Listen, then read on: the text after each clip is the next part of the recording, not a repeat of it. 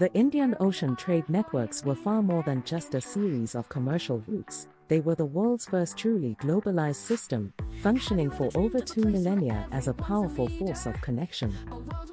Their importance lies not just in the goods exchange, but in their profound and lasting impact on economies, cultures, politics, and the environment across East Africa, the Middle East, South Asia, Southeast Asia, and East Asia.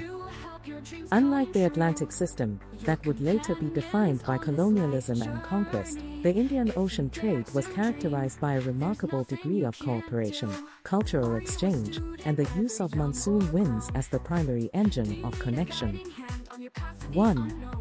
Economic importance. The engine of global commerce. The Indian Ocean served as a superhighway for the exchange of goods that were scarce or unavailable in other regions, creating vast economic interdependence. Exchange of luxuries and staple goods. The network facilitated the flow of unique regional products from Africa: gold, ivory, timber, mangrove poles, and iron from East Africa were highly sought after. The Swahili coast became a crucial intermediary, exporting these raw materials. From Arabia, frankincense and myrrh, highly valued for religious and medicinal purposes. From Persia and the Middle East, horses, a critical military and status good, carpets and dates. From India, textiles, especially cotton and silk, were arguably the most important manufactured good in the entire network, serving as a universal currency. Also, spices, pepper, cardamom, gems, and high-quality steel.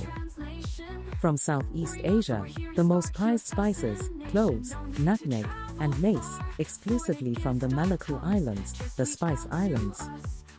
From China, silk, porcelain, paper, and later, manufactured goods like tools and weapons. The power of the monsoons, the predictable, seasonal monsoon winds, blowing from the southwest in summer and the northeast in winter, were the network's defining feature. Sailors learned to wait for the perfect wind, creating a rhythm of commerce. This predictability allowed for long-distance travel to be safe, efficient, and scheduled, reducing risk and fostering trust between merchants who knew they would return season after season. Emergence of cosmopolitan port cities. The trade did not just connect continents, it created them. Port cities like Kilwa, East Africa, Hormuz, Persian Gulf, Calicut, India, Malacca, Southeast Asia, and Quanzhou, China, grew into wealthy, multicultural city-states. Their prosperity was entirely dependent on trade, and they became centers of sophisticated commercial law, finance, including early forms of credit and banking, and shipbuilding. 2. Cultural importance. A bridge between civilizations. Perhaps the most enduring legacy of the Indian Ocean trade was its role as a conduit for culture. Merchants did not just carry goods, they carried ideas, beliefs, and traditions. Spread of religion. The trade routes were the primary vehicle for the peaceful spread of two of the world's major religions. Buddhism traveled from its birthplace in India via maritime routes to Southeast Asia, for example, the Srivijaya Empire in Sumatra, and East Asia, shaping kingdoms and societies. Islam spread from Arabia across the ocean, carried by Arab and Persian merchants. Crucially, it was often adopted by local elites and rulers in East Africa, the Swahili coast, South Asia, and Southeast Asia, Malaysia, Indonesia, because it facilitated trust and legal frameworks for trade. This created a vast, interconnected Dar al-Islam, the abode of Islam, stretching from the Middle East to the Pacific. Syncretism and cultural blending. The constant interaction led to the creation of entirely new cultures. The Swahili coast is the most profound example, a civilization that blended Bantu African roots with Arab, Persian, and Indian influences into a unique language, Kiswahili, and culture. The same process occurred in places like the Malay archipelago, where Indian Hindu-Buddhist traditions merged with local animism and later Islam. Exchange of knowledge and technology. The network was a pipeline for intellectual capital. Chinese shipbuilding technology, the stern-post rudder, multi-masted junks, influenced Indian and Arab vessel designs. Indian mathematical concepts, including the Arabic numerals, which originated in India, traveled to the Middle East and eventually to Europe. Arab and Persian knowledge of astronomy and navigation was essential for all sailors. 3. Political importance, shifting centers of power control over key choke points and ports translated directly into political and military power, but this power was often based on naval strength and diplomatic alliances rather than territorial empires. Rise and fall of maritime empires. Several powerful empires rose by controlling the straits and ports of the Indian Ocean. Srivijaya, 7th-13th centuries, based in Sumatra, controlled the Strait of Malacca, the vital funnel for trade between India and China, for centuries. The Chola Empire, South India, was a formidable maritime power that conducted naval raids across Southeast Asia, demonstrating the military dimension of the network. The Ming dynasty's treasure fleets, early 15th century, under Admiral Zheng projected Chinese power across the entire ocean, showcasing naval dominance and establishing tributary relationships, though this policy was later abandoned. A decentralized, cooperative system.